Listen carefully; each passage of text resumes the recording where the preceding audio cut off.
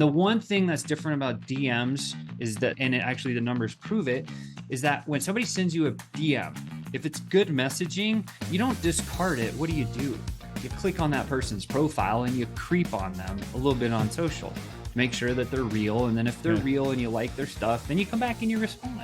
This is why DMs have a high response rate, way higher than anything else. And then if you're not a clown when you're actually chatting in DMs and you do it well, then you can start actually converting higher than any of the other methods of communication. Hello and welcome to another episode of the Duct Tape Marketing Podcast. This is John Jantsch. My guest today is Sean Malone. He's the co-founder and CMO of flowchat.com, a software tech company that has refined how people use DMs for business. Agency owners and founders turn to Flowchat to set up an effective social selling system using DMs, seeking automation and one-click power. Sean's built 8 companies. His first 2 achieved multiple 6 figures annually. The next 4 reached multiple 7 figures. And the last 2 exceeded 10 million sales a year. His aims for Flowchat to become his first $100 million company. So Sean, welcome to the show. Hey, John, thank you so much for having me. I'm so grateful to be here, man. Like, you're a legend, obviously, writing the books that you've written. And so I'm really honored and humbled just to be here and chatting with you today. So thanks for the time.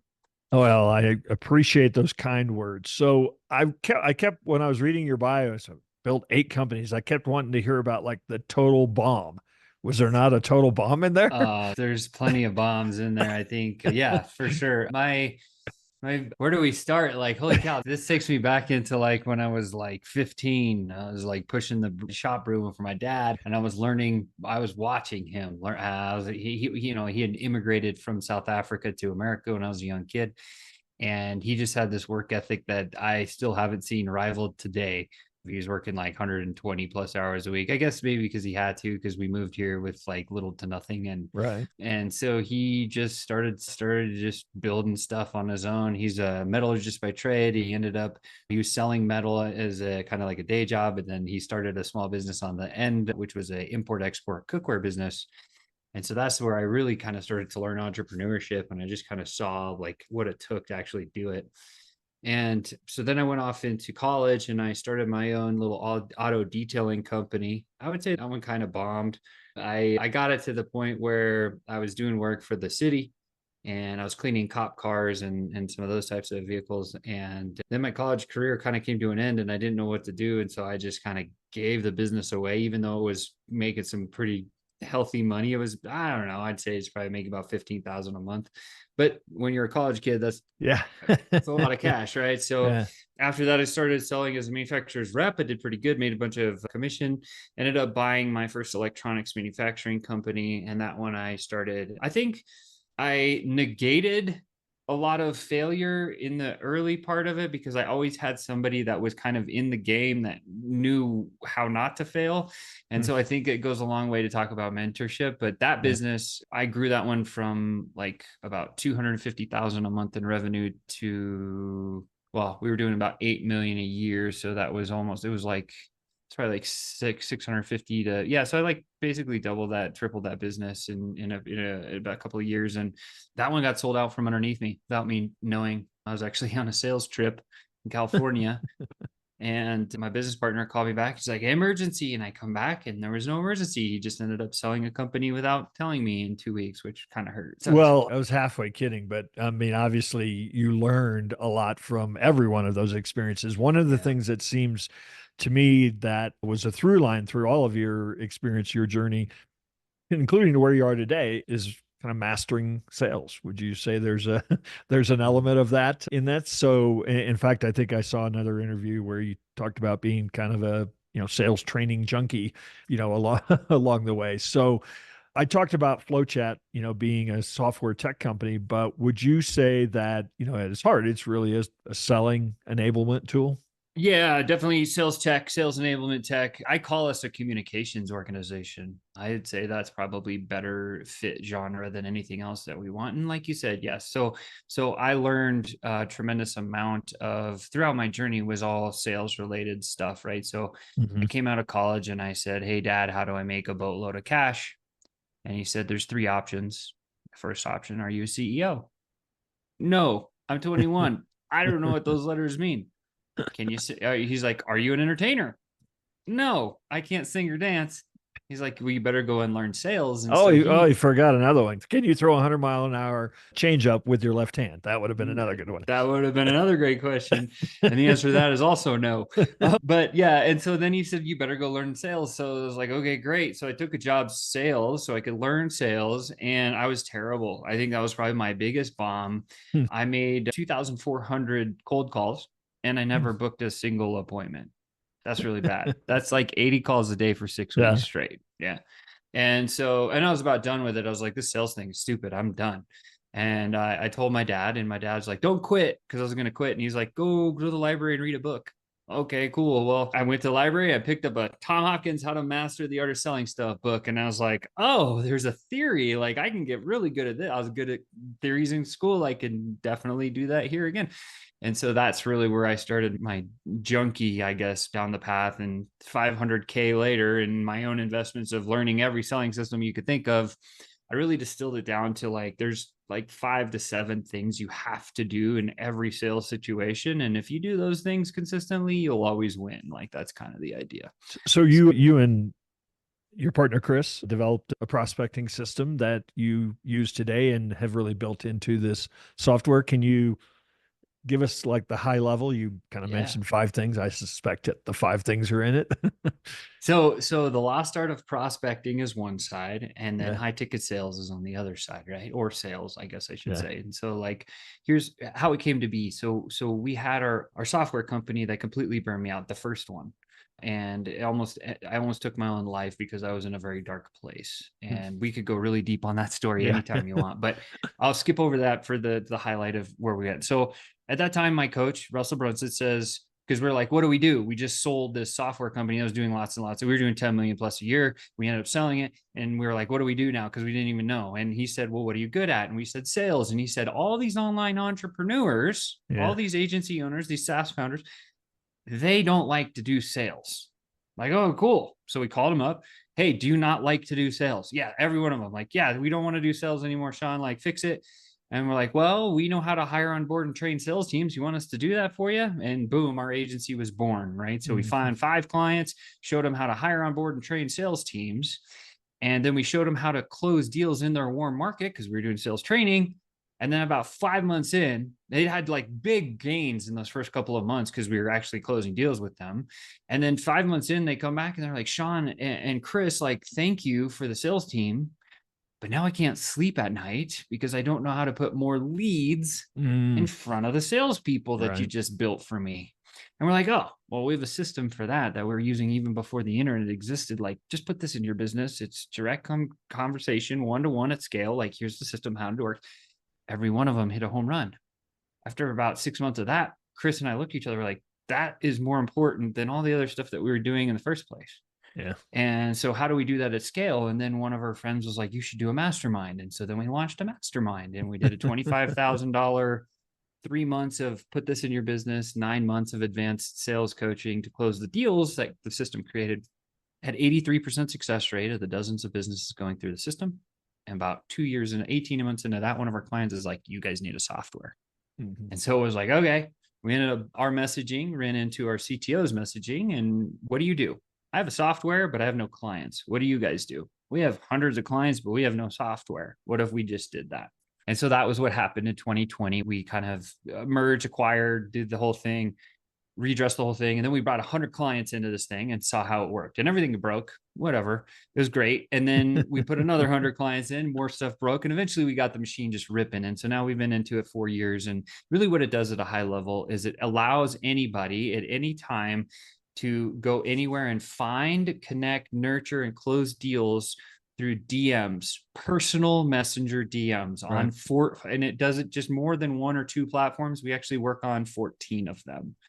The idea is based on 3 principles. First one, universally importing or extracting what we call suspects. Then we have a qualifier, turns them into prospects. And then we take them through basically, so universally importing from anywhere on social at any time. Go to a Facebook group, whichever one. Click one button and collect the whole group list.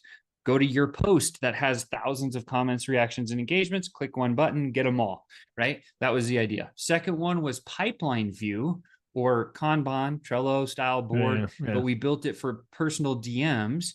And as soon as we launched it, everyone copied it, which was great validation. And then the last principle was that of reporting, because anyone does anything organic, their reporting is usually really messy. So that's really in a high level of what FlowChat does. It sits in front of a CRM.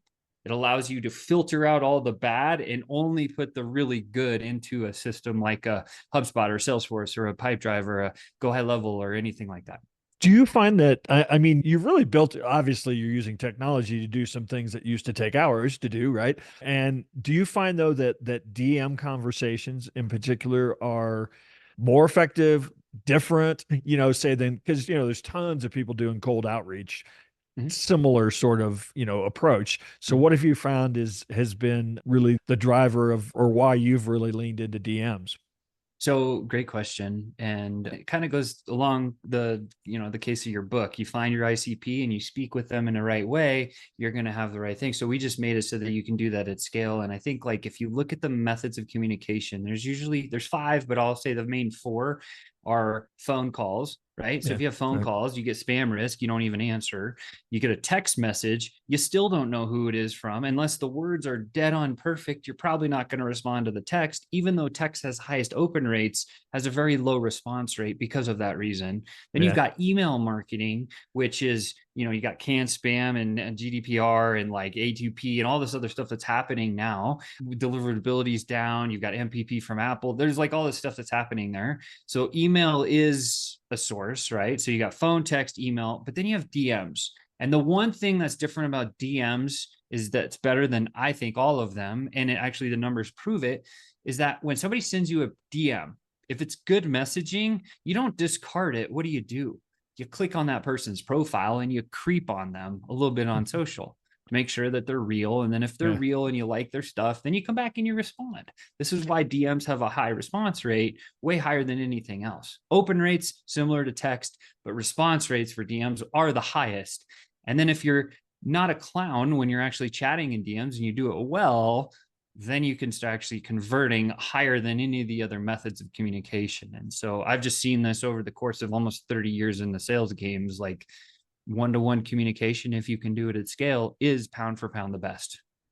Yeah. So really the trick, if you will, is getting the conversation, right? And that's whether it's on the phone or email or whatever it is. And what you're suggesting is that the DMs have been more effective at getting the conversation. You can still fumble the ball, but you're not even in the game if you don't get the conversation. Yeah, I mean, just from a sheer volume perspective, like if we looked at like, let's say 100 is the number. Mhm. If you cold call 100 people, you might get two to answer, Right. just statistically. Yeah. If you text 100 people, you're usually going to get about, I'd say 70, 75 of those people will open your text, but you're Yeah. only going to have about 6 or 8 of them that respond. Okay. Emails, okay, send 100 emails, you're getting 5 opens, maybe 2 people actually read it. But the DMs is different. If you send 100 DMs and you're really good, you'll probably get 50 or so people to open those DMs. But if your profile is in alignment, you'll get 30 to 40 responses. So if you're actually looking at the stuff that truly matters, this is why DMs, I think, is just Yeah. superior to everything else that's out there. Do you, and maybe the day will come, especially with the success of a platform like yours. But do you find that, there's some people that like get angry about a text or get angry about an unsolicited Oh, email. Do you sure. find that DMs will eventually fall into that category? Yeah, I mean, people will throw shade at any which way that you market to them or sell Yeah. to them at any time, right? And Yeah. DMs Yeah. are no different. But the thing is about DMs is, or text message or any form of communication, if you do it wrong, everyone's going to hate on you. Yeah. But if you Yeah. do it well, then it's okay. And there's a Yeah. few strategies that work really well. And for whatever reason, I know, completely unbeknownst to me, when people get into the DMs, they just try to just vomit verbally on everybody and sell them everything from one single message when you can't do that. Right. Right. It's like if you go to a live event, you don't walk up to John Jantsch and say, "Hey, man, do you want to buy my stuff? It's really amazing." You'd be like, "Get out of my face," right? But Right. most Right. Right. people Right. speak that way in DMs, which is really unfortunate, Yeah. Yeah. you Yeah. know? Have you So. found that certain types of businesses do better, or this is more suited, or do you feel like this is something that used correctly could be used by just about any type of business? I think used correctly could be used by any type of business, but there are a few niches and verticals that really hit pretty well. I think business to business and then a lot of business to consumer, if it's brick and mortar, that's really suited very well for this type of technology because all we're doing is the same thing that we would be doing anyways. In the old days, you get a phone book and a bunch of numbers, Yeah. right? Today, you have technology like ours where you can just go to a Facebook group and collect the whole list. That's like getting a phone book. And so now you was like, oh yeah, I got the phone book. Let's use some automation to just like filter it down to the ones that I really want to start speaking with. And then you don't even go, you keep going, right? Another filtering mechanism is like, let's send out a series of our first messages to get some responses. And that's the big key. When you're DMing, remember, we don't try to sell in our first message. Sure. We don't even try in our second or third or fourth message. Usually you don't even ask for anything like a call until messages 6, 7, 8, 9. You know, they say 80% of sales deals are closed at 13 touch points. Well, getting engagement usually takes 4 to 6 of them, right? So it's if you design it right, it works really well. Awesome. Yeah. Well, Sean, I appreciate you taking a few moments to drop by the Duct Tape Marketing Podcast. Is there someplace you'd want to invite people to connect with you and learn more about FlowChat? Yeah, so just flowchat.com, flowchat.com. Go check out the site. And then if you want to talk directly with me, just look me up on Facebook and say that John sent you my way. We'll take care of you nicely. Awesome. Yes. Again, I appreciate you dropping by, and hopefully we'll run into you soon. I usually say on the road, but you're just down the road, so we ought to get together soon anyway. Let's go have a lunch. I would love it, love it, love it.